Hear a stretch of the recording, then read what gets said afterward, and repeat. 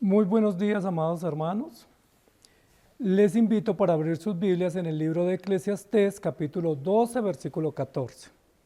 Y en esta mañana, como es habitual, desarrollaremos este texto, que es el último texto del libro de Eclesiastés, y terminamos de esa manera la exposición detallada de los textos y quedan pendientes las conclusiones generales. El tema de esta mañana es nada que esconder, y el título que vamos a explicar hoy tiene que ver con el versículo de hoy que dice, porque Dios traerá toda obra a juicio juntamente con toda cosa encubierta, sea buena o sea mala. El libro de Eclesiastés nos ha venido explicando con detalle muchas de las realidades de la vida y muchos de los desafíos que los seres humanos, los hombres en esta tierra afrontan. Desafíos sobre el trabajo, el estudio, los placeres, las inversiones, las decisiones, las emociones y una cantidad de desafíos que todos tenemos que enfrentar en la vida. Todos los seres humanos, mientras trasegamos por esta vida, nos vemos abocados a decidir, a reaccionar, a actuar, a invertir y a vivir. Y la vida la tenemos que gestionar en medio de todos esos grandes retos. Nadie pudiera decir, yo voy a vivir pero no decido. O yo vivo pero no voy a reaccionar. O yo voy a enfrentar esta vida pero no voy a tomar partido en ninguna temática de la vida. No es así. Todos tenemos que tomar partido. Es decir, tomar acción frente a los grandes retos, desafíos e implicaciones que la vida tiene. Y el libro de Eclesiastés sabiamente termina haciéndonos unas grandes recomendaciones en el epílogo que resumen o que sintetizan o que reúnen de manera completa y de manera total todo lo que el rey Salomón nos ha venido diciendo. ¿Qué es lo que ha venido diciendo el rey Salomón? En el texto número 13 dijo, el fin del discurso es este, o la síntesis del discurso, o todo lo que yo les he dicho hasta aquí se resume en esto, teme a Dios y guarda sus mandamientos. Y luego nos va a decir por qué. ¿Por qué la síntesis del discurso es teme a Dios y guarda sus mandamientos? ¿A qué se debe esa síntesis? Bueno, se debe a que Dios nos creó para su gloria. El fin principal del hombre es la gloria de Dios. Y porque la manera como el hombre puede temer a Dios o puede mostrar que se alinea, que se acoge, que se guía por el sendero correcto, es a través de la ley o a través de los mandamientos de Dios. Y luego termina en el texto final, donde ya pone la firma o el punto final del escrito, de la prédica o del documento, termina diciendo, porque Dios traerá. Es decir, hay una explicación. Hay una razón. Los por qué siempre son la puerta de entrada para una explicación. ¿Sí? Cuando yo digo, pero ¿por qué? Que es común que digamos, ¿cierto? Pero ¿por qué? Explíqueme, ¿por qué? Entonces la respuesta es porque, ¿cierto? Porque, es decir, te voy a dar una razón, te voy a dar una explicación, te voy a comentar, te voy a responder para que no tengas duda y para que puedas resolver el por qué. Sí, el por qué de pregunta se resuelve con el por qué de explicación. Es decir, parece ser que el rey Salomón, sabiamente, como un gran académico, está entendiendo que la audiencia se está haciendo una pregunta. Y la pregunta es, ¿pero por qué tengo que temer a Dios y guardar sus mandamientos? ¿Sí? Que fue el texto anterior. Generalmente la audiencia que está atenta escuchando estará diciendo, pero ¿por qué? ¿Sí? ¿Por qué temer a Dios y guardar sus mandamientos? ¿Por qué? No entiendo, explíqueme, ¿por qué? Y el rey Salomón, sabiamente, como un buen didáctico, como un buen pedagogo, va a decir por qué. Es decir, pasa a resolver la inquietud de la audiencia que está intrínseca, que está pasiva en la mente de los oyentes, pero que él sabe que inquieta o involucra las emociones, las razones y los argumentos, y él va a pasar a explicarles por qué. Este es el porqué de la explicación, porque no hay nada que esconder. ¿Por qué? El rey Salomón nos va a enseñar que todo lo que nosotros hacemos en esta tierra, todas nuestras acciones, decisiones y todos los eventos de la vida tendrán que ser presentados delante de Dios para juicio, y que en ese sentido la única manera para estar preparados, para estar equipados, para tener todos los recursos para ese día final y para ese juicio final inminente e inaplazable es temer a Dios y guardar sus mandamientos.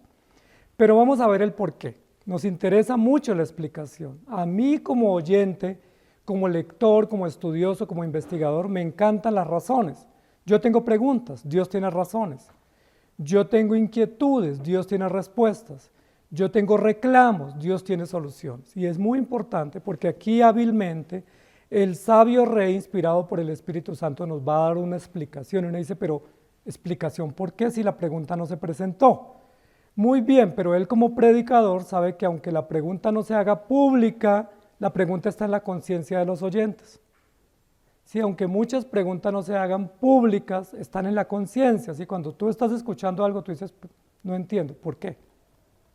Tú no lo pones en un letrero, tú no dices, ¿por qué? Explíqueme, pero tú lo estás haciendo, te estás haciendo preguntas en tu mente. Y por eso el escritor o el predicador aquí nos dice, ¿por qué? Y toma la bandera de la explicación o la ruta de la explicación o el camino de la aclaración para que no quede duda. Porque Dios traerá toda obra a juicio, juntamente con toda cosa encubierta, sea buena o sea mala. Entonces, ¿cuál es la explicación? Al porqué de la audiencia, al porqué del texto anterior, al porqué de teme a Dios y guarda sus mandamientos, que es el fin de todo el discurso, o la razón principal por la cual el hombre existe. ¿Cuál es el porqué? Porque Dios traerá, esa es la razón de fondo. Esa es la razón básica o la razón fundamental por la cual usted y yo debemos enfocarnos en temer a Dios y guardar sus mandamientos. Si tú te has preguntado algún día, ¿pero por qué tengo que guardar la ley de Dios? Pero porque hay un fin principal y el fin principal tiene que ver con Dios y no conmigo. Pero ¿por qué el fin principal no tiene que ver con mis emociones, mi dinero, mi prosperidad, mi placer, mis logros, sino tiene que ver con Dios? No entiendo por qué. Ok, aquí está la respuesta. Aquí está el porqué de explicación. Porque Dios traerá a juicio juntamente con toda obra encubierta, toda cosa sea buena o sea mala. Esa es la explicación. Y esa explicación la queremos conocer a fondo porque conociendo esa explicación vamos a poder entender el fin principal. Es decir, el fin principal está unido a una razón principal. ¿Sí? El propósito principal de la vida está unido a una explicación principal. El hecho de que tú debas cumplir una norma, unos mandatos, está unido a unos propósitos absolutos y principales. No son simplemente este es el fin y sí y ya y no pregunte. No, este es el fin, pero esta es la explicación. Esta es la razón. Este es el argumento que lo sustenta. Y lo que yo quiero que expliquemos en esta mañana, porque el tema de hoy tiene que ver con el juicio final, con presentarnos ante el tribunal de Cristo, con rendir cuentas de nuestras obras y hechos y acciones. ¿Por qué tenemos que hacerlo? Entonces, ¿por qué Dios pide que arreglemos cuentas? Porque tenemos que presentarnos ante el tribunal de Cristo. La pregunta es, si tú tienes que presentarte ante el tribunal de Cristo, ¿tienes algo que esconder? Es decir, ¿tienes algo que tú dijeras, no quiero que esto nadie lo sepa? Y viene a mi mente un episodio histórico muy conocido por todos nosotros que está en el comienzo del relato bíblico. ¿Se acuerdan cuál es? Es el relato de Adán y Eva.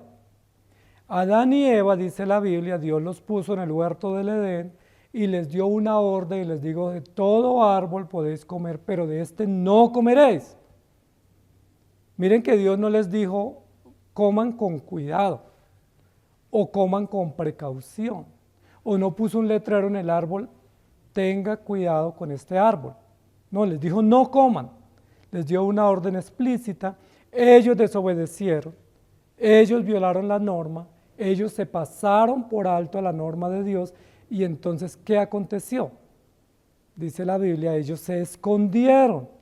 Y la pregunta es, ¿por qué se escondieron? Dios mismo cuando fue a indagar, a tomar cuenta, les dijo, ¿por qué están escondidos? ¿Por qué se escondieron? ¿Quién les enseñó que estaban desnudos? ¿Por qué se escondieron? Y la pregunta es, o la respuesta mejor, es ellos se escondieron porque tenían mucho que esconder. ¿Qué era lo que estaban escondiendo Adán y Eva? Que habían desobedecido, que eran rebeldes, que habían violado la ley, que habían despreciado la voz de Dios, que habían pisoteado el mandato, que se habían rebeldizado contra la norma del Señor y ellos ahora tienen las consecuencias y se quieren esconder. La pregunta que nos tenemos que hacer, ¿es posible esconder algo ante los ojos de Dios? Recordemos que Dios es omnisciente, es decir, todo lo sabe. Recordemos que Dios es omnipresente, es decir, está en todo lugar. Recordemos que Dios es absoluto y soberano, es decir, todo lo llena, todo lo conoce y todo lo sabe. ¿Es posible esconder algo? No. Nosotros podemos esconder las cosas o las acciones de los demás. Yo puedo esconder cosas de otros que no se den cuenta, que no las vean o que no las conozcan. Eso lo puedo hacer quizás por algún tiempo. Es probable que después de algún tiempo eso que yo escondí salga a la luz. Eso que yo tenía oculto o encubierto se sepa. Es lo más probable. Y también hay casos donde hay hechos o acciones o obras nuestras que nunca saldrán a la luz, por varias razones. Sí, vivimos en una sociedad saturada de información, donde una información llega nueva y tapa la anterior y ya la gente no se interesa por la información anterior. Entonces es probable que muchas de nuestras obras no se sepan en esta tierra. La pregunta ¿es posible que nunca nadie las sepa? No es posible. ¿Por qué? Porque yo ya las sé. Yo que las realicé, yo que las cometí, yo que las escondí, las sé. ¿Y quién más las sabe?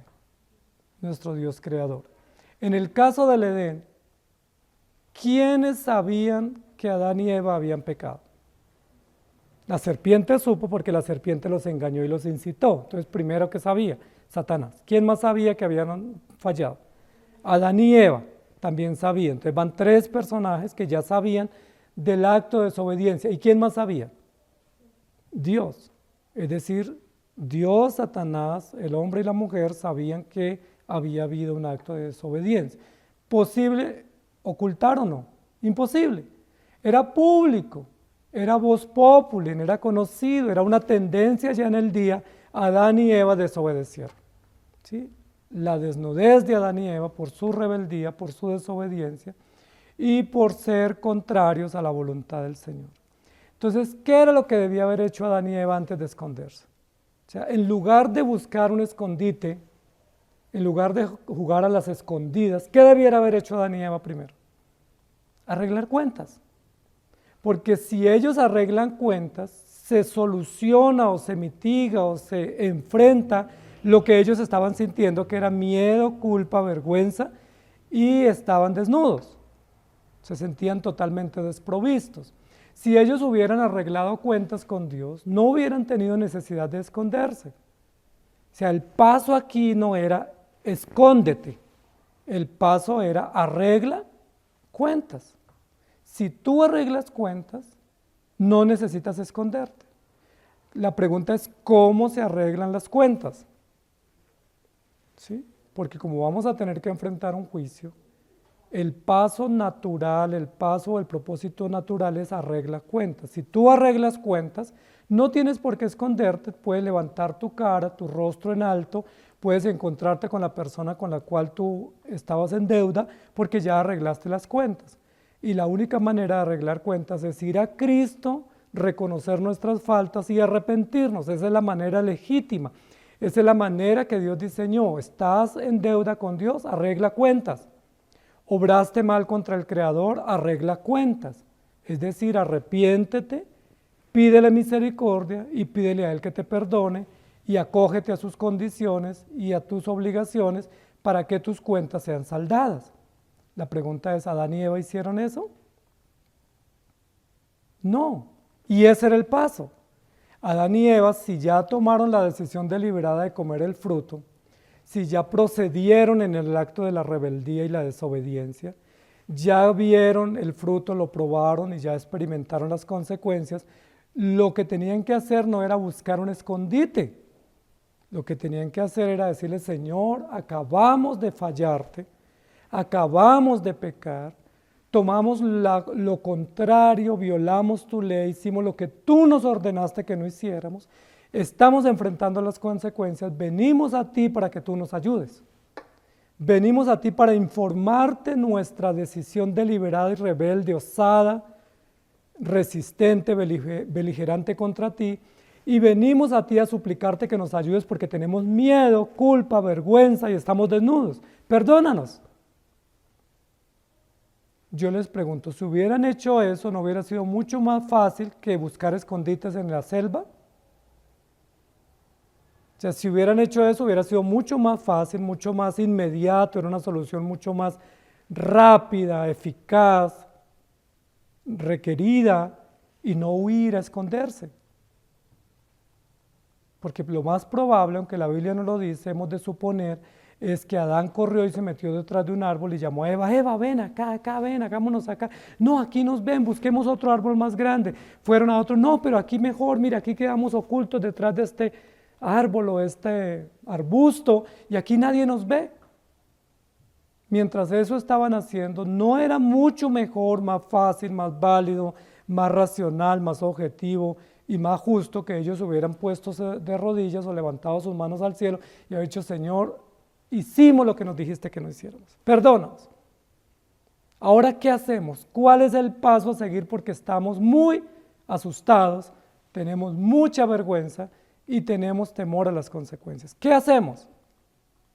Yo les pregunto, ¿por qué Adán y Eva no vinieron a arreglar cuentas?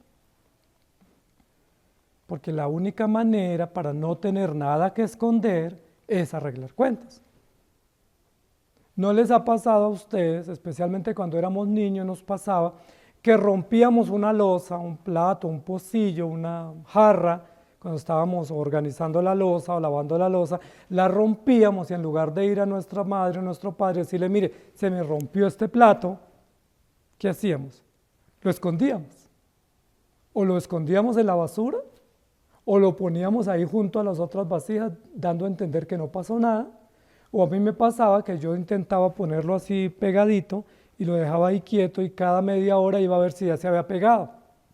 Pues no se había pegado porque ya estaba rota la loza. Pero en lugar de yo poner las partes y estar en silencio y procurar revisar si se estaba pegando, yo debería haber dicho, mami, rompí este vasija. ¿Qué debo hacer? Recibir el castigo, el regaño, la reprensión, las consecuencias, pero no botarlo a la basura para que ella no lo descubra, o esconderlo para que no lo encuentre, o pretender pegarlo como queriendo decir no pasó nada. Y sí pasó, yo lo rompí, sea con responsabilidad directa o indirecta, pero lo rompí, lo quebré. Yo debía haber ido a decirle, mamá, yo rompí esta vasija, la vasija que usted más apreciaba, yo la rompí. No tuve cuidado, no me percaté, no fui cuidadoso y me pasó esto. Pero no hacemos eso, sino que vamos y escondemos. Ponemos por allá en un lugar oculto donde aquí nadie lo descubre y pensamos que pasamos por alto.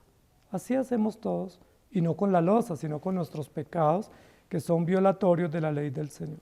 Quiero tener algunos textos acá para que los podamos considerar. Génesis 3:19 dice así, con el sudor de tu frente comerás el pan hasta que vuelvas a la tierra, porque de ella fuiste tomado, pues polvo eres y al polvo volverás. Esa es una de las consecuencias de la desobediencia, que no se hicieron esperar. Por más que Adán y Eva se escondieron, Dios los vio, Dios los encontró y les leyó las sentencias y les advirtió las consecuencias. Adán y Eva no pudieron estar escondidos y no recibir las consecuencias merecidas. Romanos 1, 21 y 28 dice, pues habiendo conocido a Dios, no le glorificaron como a Dios ni le dieron gracias, sino que se envanecieron en sus razonamientos y su necio corazón fue entenebrecido, y como ellos no aprobaron tener en cuenta a Dios, Dios los entregó a una mente reprobada para hacer cosas que no convienen. Como ellos no quisieron tener en cuenta a Dios. Noten cómo dice el texto, ellos no quisieron. Ellos se rebelaron, ellos habiendo conocido a Dios, no le quisieron honrar como correspondía. Es decir, Dios los creó para que le temieran y guardaran sus mandamientos, pero ellos dijeron, no, tenemos un camino mejor, tenemos una segunda opción, tenemos una salida más fácil, más viable y que nos parece más loable y que es la que más queremos y la vamos a experimentar. o la vamos a explorar. Como no quisieron tener en cuenta a Dios, Dios los entregó, los dejó a su desvarío, a su libertad, a su propio criterio, para que con una mente reprobada hicieran lo que no conviene. Es decir, ellos debían haber arreglado cuentas con Dios, pero prefirieron estar de espaldas a Dios, asumir las consecuencias e ignorar todos los designios de Dios. Daniel 6, Deuteronomio 6:14. Cuídate de no olvidarte de Jehová que te sacó de la tierra de Egipto, de la casa de servidumbre. Cuídate de no olvidarte. ¿Qué hizo Adán y Eva en el Edén? Se escondieron, pretendiendo que Dios se olvidara de lo que ellos habían hecho, y como tomando distancia, o como decimos hoy en día, desmarcándose de Dios y diciendo: Dios, no me interesa, ¿sí? Yo tomé otro rumbo y ya no me interesa Dios. En el texto de Romanos dice la Biblia: Dios los creó para que glorificaran a Dios, pero ellos decidieron no tener en cuenta a Dios. Es decir, nos vamos en contravía, tomemos un atajo y colorín colorado, no hay consecuencias, no pasó nada. Y la pregunta es: ¿no pasó nada? Sí pasó. Desobedecieron, negligentemente se rebelaron contra Dios, tomaron un camino aparentemente fácil y presumieron abandonar a Dios, considerando que todo eso iba a pasar por alto y que eso no había un registro y que no tocaba comparecer después. Y en el texto de Deuteronomio dice: cuídate de no olvidarte. Es decir, aquel que fue creado por Dios corre el riesgo de que cuando se llena de rebeldía, de soberbia y de altivez, obre mal contra Dios y se olvida de Dios, diciendo: como yo tengo una consecuencia que me espera, prefiero no ir a arreglar cuentas, prefiero olvidarme de Dios. Aparentemente el hombre en su pecado toma el camino fácil, aparentemente toma el camino ligero, aparentemente toma el camino como el atajo, diciendo: no pasó nada, yo me olvido de él. Salmo 10:4 dice: el malo por la altivez de su rostro no busca a Dios. No hay Dios en ninguno de sus pensamientos. ¿Por qué no busca a Dios? Por la altivez. Miren lo que dice la Biblia. Eso nos da una respuesta a una pregunta que a veces hacemos. ¿Hay ateos? La respuesta según este texto es: no, no hay ateos. Hay soberbios y hay altivos que cuando se llenan de grandeza en sí mismos, de soberbia y altivez y prepotencia, sacan a Dios de su mente, o por lo menos pretenden a Dios sacar de su lenguaje y sacar a Dios de sus pensamientos. No hay Dios, Dios para mí no existe, yo soy el Dios de mí mismo y yo hago mi propia voluntad. ¿Es posible que el hombre pueda vivir sin Dios? No. ¿Es posible que pueda vivir sin reconocer y enfrentar la justicia de Dios? Tampoco.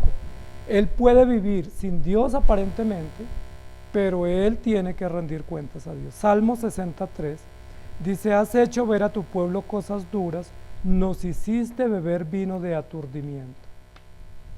Es decir, hay consecuencias para todas nuestras obras. Dice que cuando obramos mal, tenemos que pasar cosas duras. Y uno dice: ¿cuáles son esas cosas duras que tenemos que enfrentar? Bueno, de pronto enfermedades, tragedias, pérdidas, miserias, vergüenza, traiciones, pruebas, tribulaciones y muchas cosas que son duras en esta vida, pero que las tenemos que vivir o enfrentar porque nosotros estamos viviendo lejos de Dios, lejos de su voluntad y ajenos a su gracia y a sus designios. Entonces tomemos nota, por favor. ¿Quieres no beber el vino del aturdimiento? Cree en Jesucristo. ¿Quieres no enfrentar cosas duras separado de Dios? Acércate a Él y arregla cuentas con Cristo, arrepintiéndote para que cuando vayas al juicio vayas preparado para ese momento y no te tome por sorpresa. Lo que debes hacer en lugar de esconder, como hizo Adán y Eva, y como han hecho muchos en la historia y como hacemos nosotros también, es entregar cuentas. Entonces lo primero es ir y arreglar cuentas. Arreglar cuentas para que cuando vayamos al juicio tengamos cuentas claras para entregar. Si tú tienes tus cuentas al día, cuando tengas que entregar cuentas, pues no vas a tener miedo, porque tienes las cuentas al día.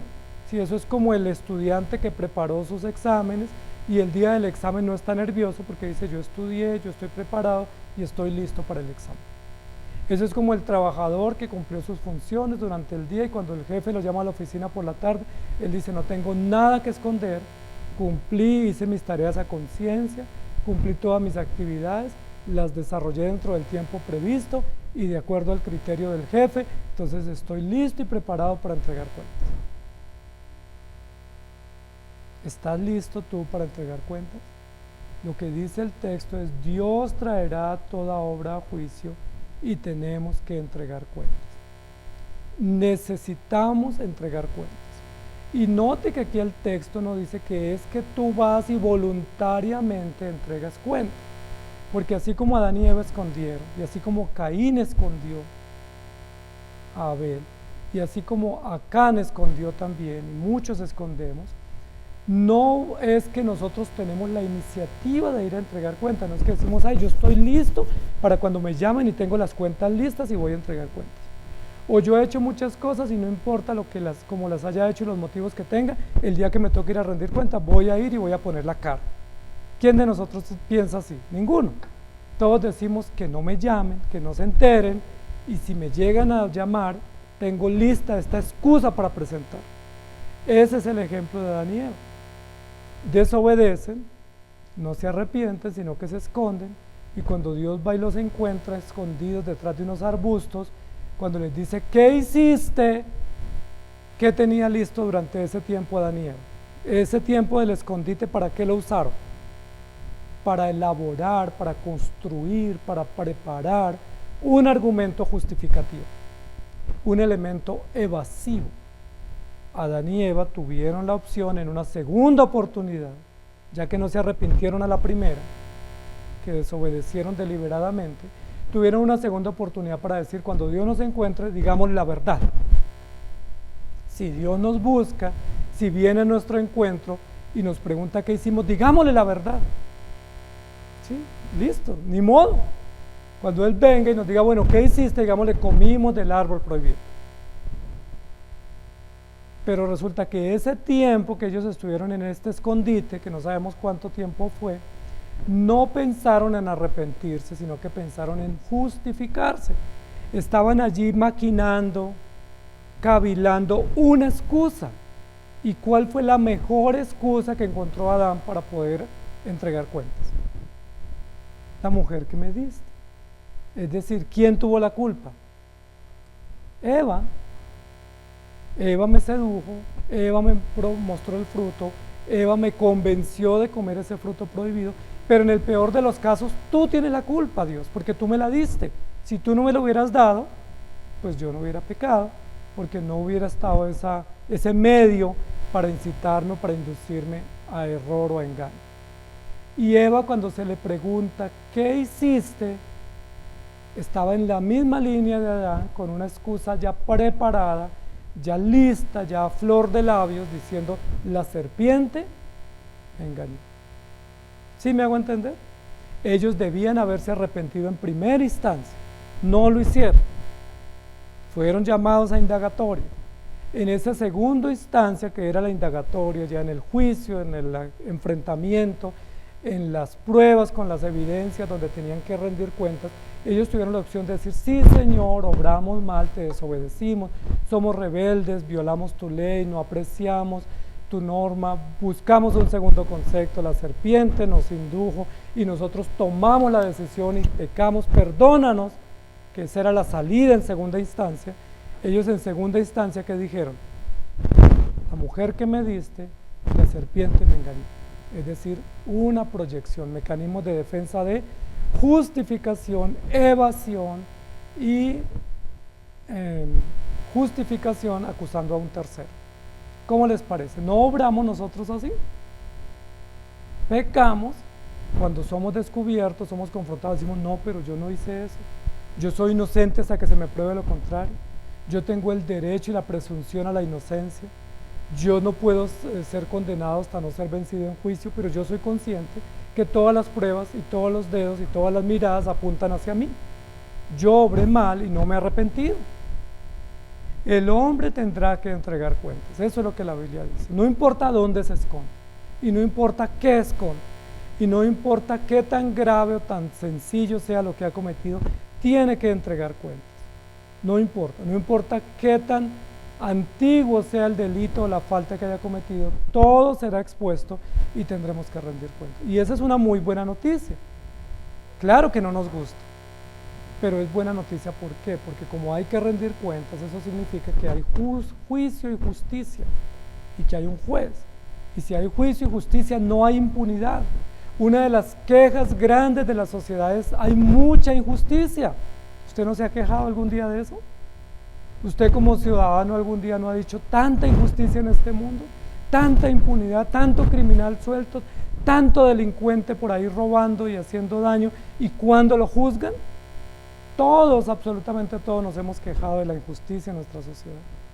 Y esa queja que tenemos de nuestros gobiernos y nuestros sistemas jurídicos no es solo aquí ni es solo ahora. Siempre, en todas las naciones del mundo, en todas las épocas de la historia, ha habido injusticia. Y todos clamamos: justicia. ¿Cuándo se juzga a los criminales, a los delincuentes, a los corruptos, a los violadores, a los estafadores, a los secuestradores? ¿Cuándo se les juzgará? ¿Por qué tenemos que soportar tanta injusticia en esta sociedad? ¿Por qué nuestros jueces, nuestro sistema jurídico, nuestros estamentos de justicia pasan por alto la justicia y se convierten en injustos, en corruptos por algún soborno, o por miedo, o por temor, o por intimidación, o por la razón que sea, o por beneficio propio, pero no hacen justicia? Tanto así que incluso algunos ciudadanos quieren tomar la justicia por mano propia, cosa que no está permitido según la ley de Dios, porque hay que dar lugar a la ira de Dios. Pero el hecho de que tengamos que entregar cuentas y que Dios traiga, porque no somos nosotros los que traemos, sino Dios el que trae las pruebas o presenta las obras de los hombres a juicio, es una muy buena noticia, porque eso significa que no hay injusticia en Dios. Eso significa que no hay impunidad en Dios, y eso significa que toda obra, o toda acción, o toda reacción tendrá su justo merecido, o su justo premio, o su justo castigo, y no hay impunidad. ¿Y no es eso lo que queríamos? Claro que eso es lo que queremos desde el comienzo, que no haya injusticia, que cada uno reciba lo que merece sus obras. Bueno, el único garante de la justicia perfecta y absoluta, incluso detallada, es Dios. El único responsable y defensor de la justicia y que evita que haya impunidad es Dios. Hay injusticia en la sociedad, en los jueces y en los gobiernos y en las familias y en las iglesias y en todas las instancias de la sociedad, pero en Dios no hay injusticia. Gloria a Dios, buena noticia. Eso también es evangelio. El evangelio también significa que hay justicia, que no hay impunidad, que todo será expuesto y que todo tendrá que ser recompensado o pagado o saldado. Segunda de Samuel, capítulo 7, versículo 22, dice: por tanto tú te has engrandecido, Jehová Dios, por cuanto no hay como tú, no hay Dios fuera de ti, conforme a todo lo que hemos oído con nuestros oídos. Gracias a Dios, contamos contigo, que eres justo, que sacas toda la luz y que expones en un juicio y en un tribunal todos los hechos y las obras de los hombres que tanto quisimos conocer y que tanto clamamos que se hiciera justicia frente a esos actos. Tú eres grande y no hay nadie como tú, juez, justo, santo, perfecto, recto y veraz, y que no eres intimidado por ninguna circunstancia ni ningún hecho. Isaías 44:6 dice: así dice Jehová Dios, Rey de Israel, y su Redentor, Jehová de los ejércitos: yo soy el primero y yo soy el postrero, y fuera de mí no hay Dios. ¿Por qué esos textos son tan importantes? Porque es justo lo que dice el texto aquí. Es Dios el que traerá toda obra a juicio para que entreguemos cuentas. Es decir, Dios pone las obras y nosotros tenemos que responder. Dios pone los hechos, las evidencias, las pruebas, y nosotros tenemos que responder. ¿Quién hizo esto? ¿Quién rompió esto? ¿Quién cometió esto? ¿Quién violó esta norma? Y tenemos que decir: yo, Señor, yo lo hice, y admitir y asumir y recibir la consecuencia natural, justa, legal y oportuna por lo que merecen nuestros actos. Por eso en los textos leídos dicen: fuera de ti no hay otro, porque eres el único justo, perfecto, absoluto, que no admite impunidad y que no admite ningún tipo de injusticia ni soborno. Eclesiastés 2:15: entonces dije yo en mi corazón, como sucederá al necio, así sucederá también a mí. ¿Para qué pues he trabajado hasta ahora para hacerme más sabio? Y dije en mi corazón que también esto era vanidad. Como al justo, también al necio. Como al impío, también al sabio, tendremos que comparecer ante el tribunal. No hay ninguno que pueda decir: yo me escapo del juicio. Yo no voy, yo tengo corona o soy privilegiado y no voy al juicio. Todos tenemos que comparecer.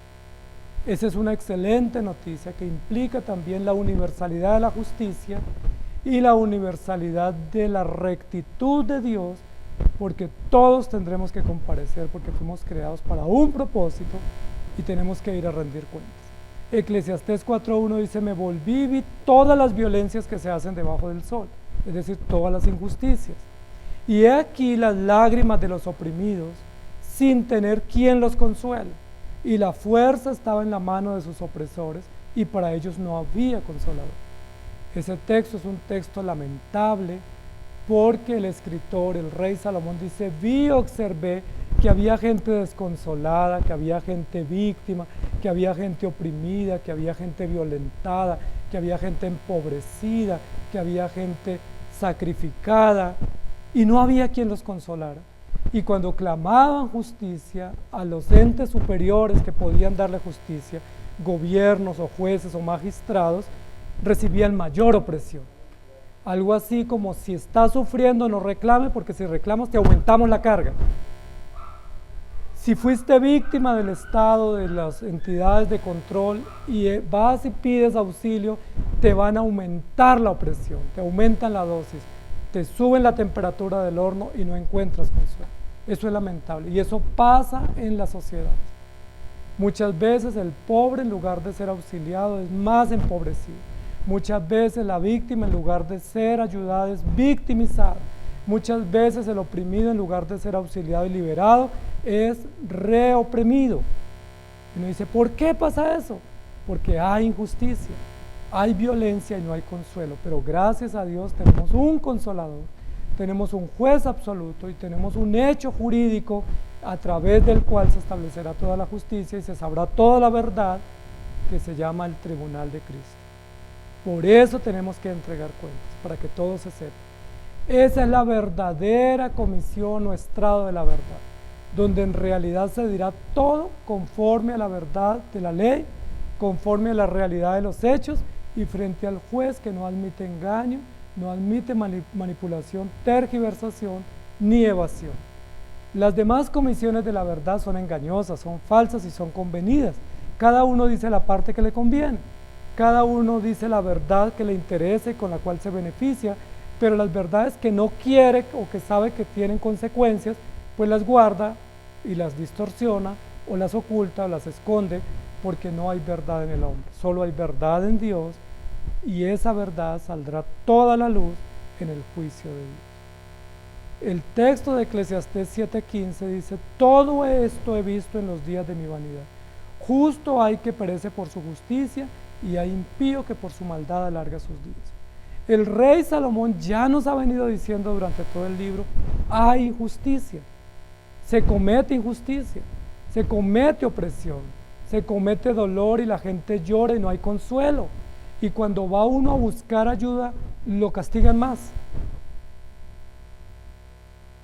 Pero él mismo nos está dando la salida y termina diciendo: no importa que todo eso pase bajo el sol, no importa que bajo el sol haya injusticia, haya crueldad, haya impunidad, todo eso es común porque los seres humanos somos pecadores y engañosos.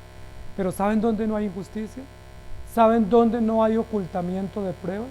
¿Sabe dónde no hay engaño, tergiversación, ni manipulación, ni evasión? En el tribunal de Cristo. En ese tribunal todo saldrá a la luz, porque es necesario que Dios traiga toda obra a juicio, juntamente con toda cosa encubierta, sea buena o sea mala. Es necesario, es urgente, es pertinente, es indispensable que así sea, y así será. En ese tribunal donde Cristo estará sentado ya no como garante de la salvación, sino garante de la justicia plena y absoluta, estará impartiendo justicia como juez perfecto, no como redentor vicario, sino como juez implacable, diciendo: ¿esto quién lo hizo?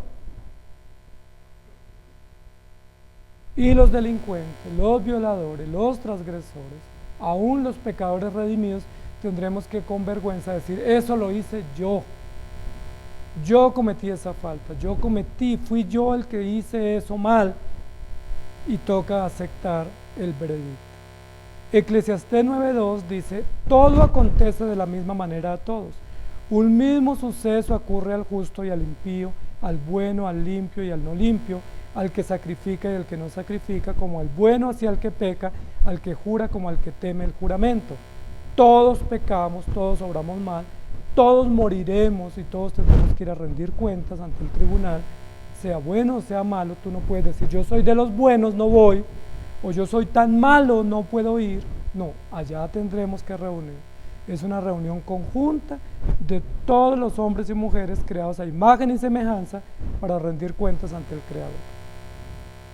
Primera de Corintios 4:5 dice: así que no juzguéis nada antes de tiempo, antes que venga el Señor, el cual aclarará también lo oculto de las tinieblas y manifestará las intenciones de los corazones, y entonces cada uno recibirá su alabanza de Dios. Así que no juzguéis nada hasta que venga el Señor. Miren lo que está diciendo aquí, está hablando del juicio de Dios. Cuando venga el Señor, ¿qué hará? Dice: aclarará. ¿Qué es aclarar? Hacer claro, es decir, poner a la luz. Si está en lo oscuro, no se aclara, sino que se oscurece. Pero si se acerca a la luz, ¿qué acontece con lo que estaba oscuro o tenebroso? Se aclarará. Se aclarará, y al aclararse, entonces todas las cosas que estaban oscuras se aclararán. Y dice también: manifestará las intenciones de los corazones. Noten que aunque las obras hayan sido juzgadas aquí en los tribunales humanos, no se han podido juzgar las intenciones. Miren lo siguiente: cuando Adán pecó, ¿recuerdan a quién le echó la culpa? A Eva. Pero ¿dónde estaban las intenciones del corazón? No salieron a la luz. ¿Y qué intención tuvo Adán cuando pecó? Rebeldía, ocultamiento, soberbia, exploración, desviación, desprecio. Y esas intenciones no salieron a la luz. En este juicio de Génesis 3, donde se argumenta y se justifica, no salió a la luz diciendo Adán: mire, yo tenía un gran antojo por esa fruta, o yo quería probar cómo era esa fruta, o yo tenía mucha imaginación o curiosidad, o quería explorar, o quería simplemente probar a ver si eso era verdad, como usted me estaba diciendo. No, quería poner a prueba tu palabra. Esas intenciones no salieron a la luz. ¿Cuándo van a salir a la luz? En el juicio final. En el juicio final, todas nuestras intenciones, todos nuestros motivos, todas nuestras razones de fondo que están atrás de los hechos saldrán a la luz. Los motivos o las intenciones están atrás de los hechos. Uno ve hechos, juzga apariencias y juzga hechos, pero no puede juzgar intenciones porque están ocultas, pero Dios las sacará a la luz. Luego en Gálatas 6, 7 y 8 dice: no os engañéis, Dios no puede ser burlado, pues todo lo que el hombre sembrare, eso también segará. Porque el que siembra para su carne, de la carne segará corrupción, mas el que siembra para el Espíritu, del Espíritu segará vida eterna. No os engañéis, Dios no puede ser burlado, todo saldrá a la luz. Por eso la pregunta es: ¿hay algo para esconder? ¿Podemos esconder algo que Dios no lo vea? ¿Puedes tú hacer algo y ponerlo tan cubierto, tan seguro, tan a salvo, que nadie lo conozca, incluso Dios no lo sepa? Imposible. Imposible, porque Dios todo lo conoce, y no solo lo conoce, sino que lo sacará a la luz, y a la luz pública, para que sea evaluado, juzgado y castigado conforme a la justicia perfecta de Dios. Nada que esconder. Recibe también el veredicto. Entonces, si tú no tienes nada que esconder, primero arregla cuentas con Cristo para que cuando mueras estés preparado. Segundo, prepárate para entregar cuentas en el día del juicio, porque en el día del juicio serás llamado por tu nombre para rendir cuentas de tus hechos y tus obras, no importa si ya esas obras o hechos fueron perdonados por Cristo. Tú no puedes decir eso, no, ya Cristo me perdonó, eso también no. Eso yo lo hice, claro que sí. Y lo hice por esto, por aquello y por esta otra razón y motivo e intención. Aunque Cristo ya nos haya perdonado, tendremos que rendir cuentas y tendremos que ser expuestos, no para vergüenza o humillación, sino para la gloria de Cristo, que es nuestro Salvador y nuestro garante de la vida eterna y de la redención. Pero es importante recibir el veredicto. Recuerden que al final del juicio, o sea, en el juicio hay que hacer una comparecencia, ¿cierto? Comparecen todos los indicados o los delincuentes o los acusados, que son los hombres y mujeres pecadores. Todos tenemos que comparecer porque no hay justo ni aún uno. Pero en esa comparecencia, para que el juicio sea real y legítimo, tienen que ser expuestas las pruebas. ¿Quién va a exponer las pruebas? ¿Usted va con su carpeta de pruebas? ¿Con su bitácora o expediente de pruebas? No. ¿Quién es el que presenta las pruebas? El juez. El juez nos llama a juicio y tenemos que presentarnos. El juez tiene el registro de las pruebas y él en el registro de las pruebas, que son las violaciones a la ley de Dios que no guardamos y no temimos, las va a exponer. ¿Y quién va a dar el veredicto? El juez. Y solo hay dos veredictos en esta prueba. No hay aplazamiento, no hay segundas instancias, no hay forma de apelaciones, no hay prescripciones, no hay preclusiones, no hay cierre de la investigación, no hay vencimiento de término, no hay nada de eso que la justicia ordinaria tiene para los procesos jurídicos. En ese juicio final, en ese veredicto, solamente hay finalización del proceso, sentencia y aplicación del veredicto. Y solo hay dos tipos de sentencias que se van a emitir en ese juicio. No aplazamiento, no más pruebas, no defensa, no alegatos ni ningún tipo de apelación. Simplemente hay dos sentencias: culpable o inocente. ¿Culpables quiénes? Los que habiendo conocido a Dios no le glorificaron como a Dios ni le tuvieron cuenta, sino que se envanecieron en sus propios razonamientos, vivieron de espaldas al Creador y murieron sin temer a Dios y guardar sus mandamientos. Sentencia, culpable, condenación por la eternidad. Mal siervo al fuego eterno por la eternidad. Y a ese juez no le temblará la mano para dictar esa sentencia, porque eso es justo, merecido y estaban advertidos. El justo juez no es un juez con rostro por miedo a las represalias de los condenados, sino que es un juez implacable que ningún condenado tendrá valor de decirle: por favor, disculpe, una oportunidad, tengo una razón, tengo un argumento, me tienen que escuchar. No, no hay apelación, no hay nada, simplemente al fuego eterno preparado para el diablo y sus ángeles. Ese es el veredicto, culpable y condenado. Ese es un veredicto. Mateo 25 lo explica claramente. Y el segundo veredicto, que es la sentencia también para otro grupo de personas, es inocente. Inocente, buen siervo y fiel, en lo poco has sido fiel, en lo mucho te pondré, entra al gozo de tu Señor, bienvenido a las bodas del Cordero. Y alguien diría: pero inocente, ¿por qué? Si yo fui culpable y me presentaron las pruebas, hice cosas buenas, hice cosas malas, soy culpable también, ¿por qué inocente?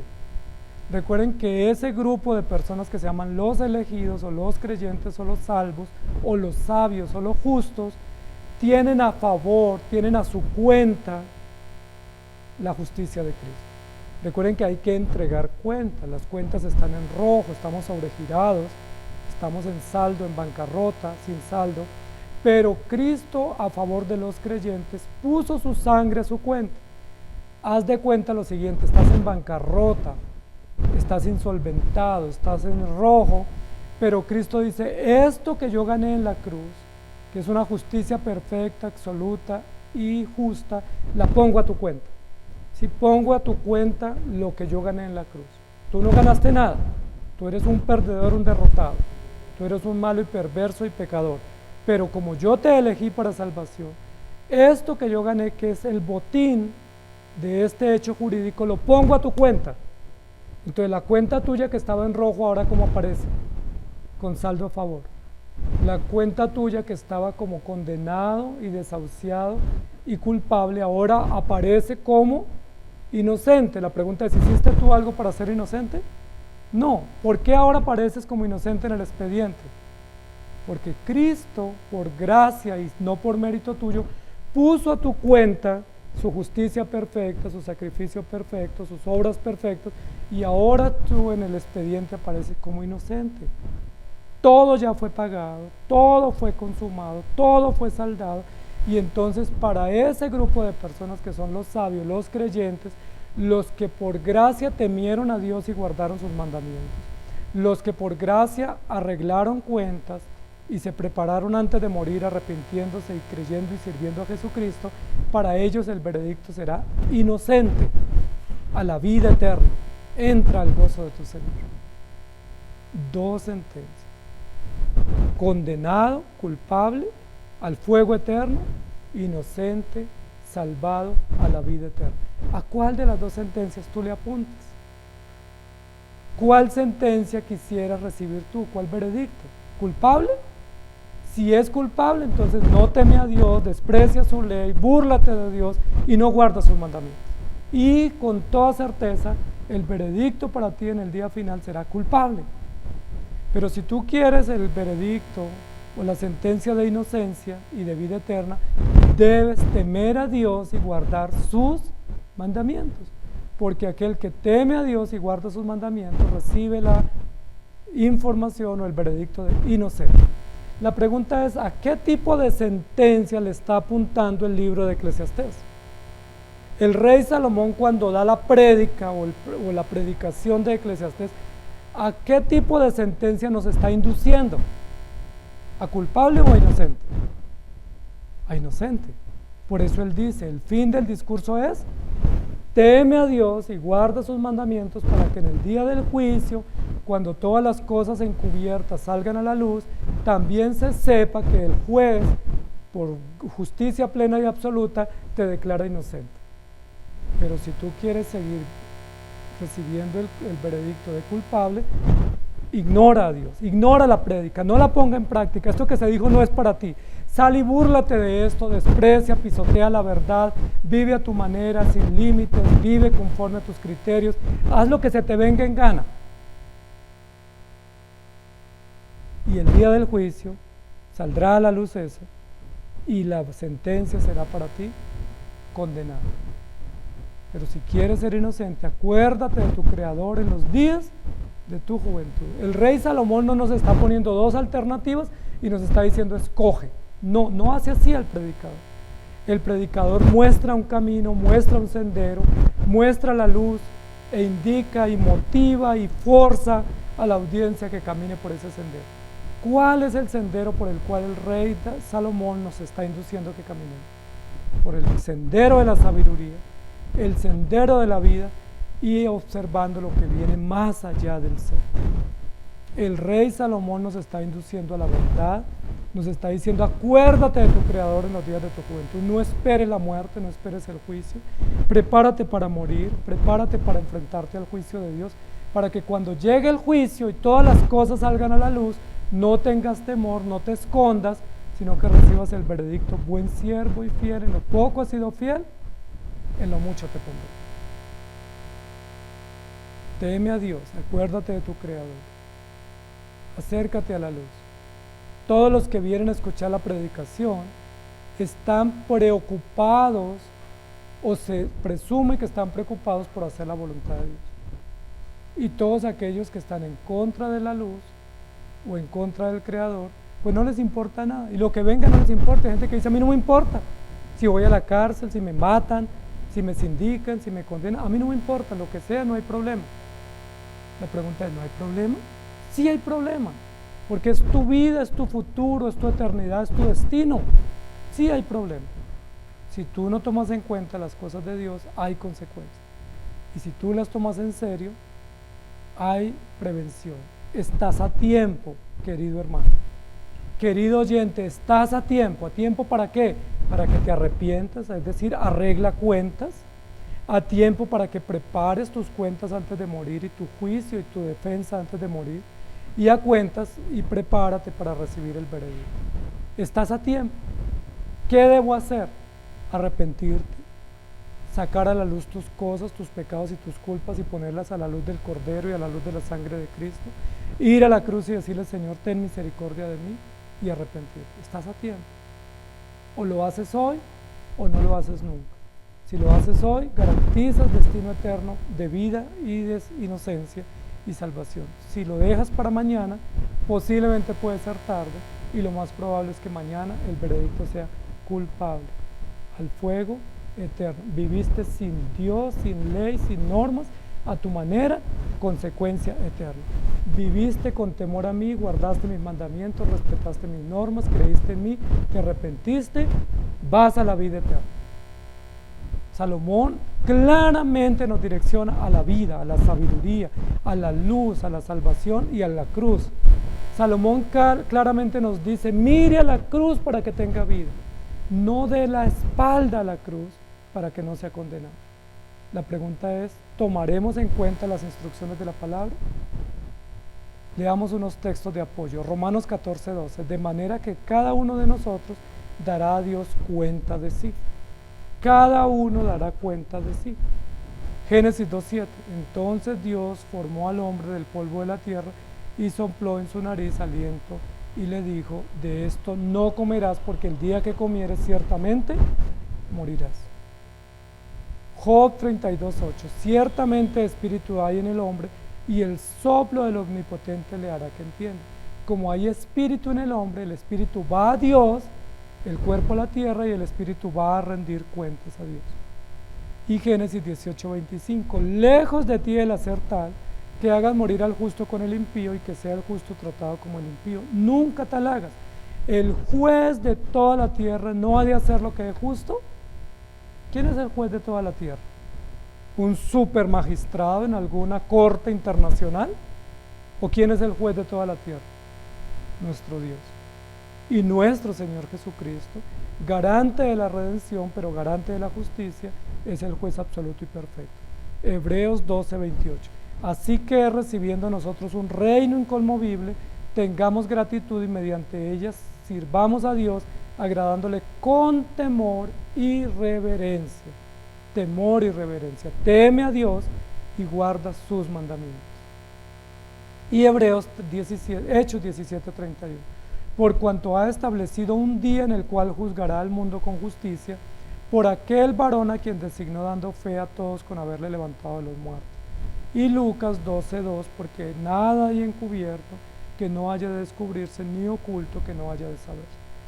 Qué bendición saber que Dios saca todo a la luz para castigar, para premiar, para absolver o para condenar. Qué maravilla, eso es maravilloso y justo lo que queremos, lo que pedimos. Y la única manera para estar a salvos en el día del juicio es ponernos a cuenta ahora que estemos con vida.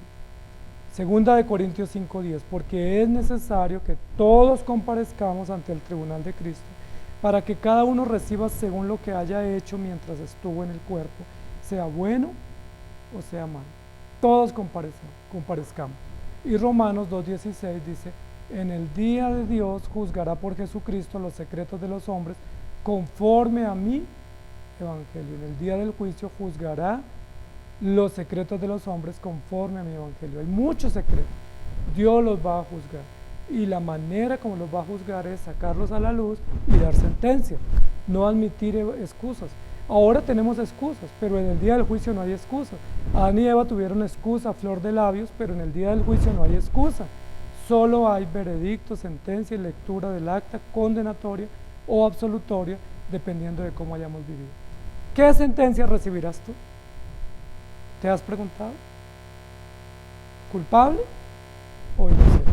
¿Al fuego eterno por rebeldía y desobediencia e ingratitud a la ley de Dios?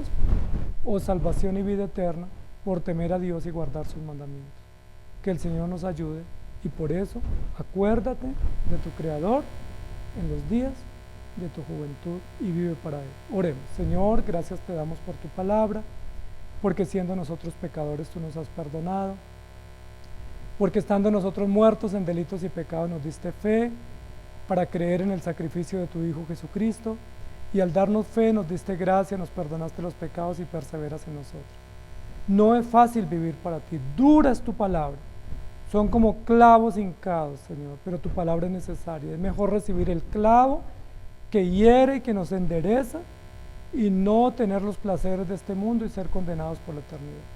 Es mejor enfrentar esta vida con la dureza y las limitaciones y las restricciones que tú nos impones en la palabra y no vivir a nuestras anchas libremente y por la eternidad separados de ti. Ayúdanos, por favor, graba tu palabra en nuestra conciencia, llévanos a la verdad, encamínanos por la senda del bien y por favor no nos dejes apartar de ti.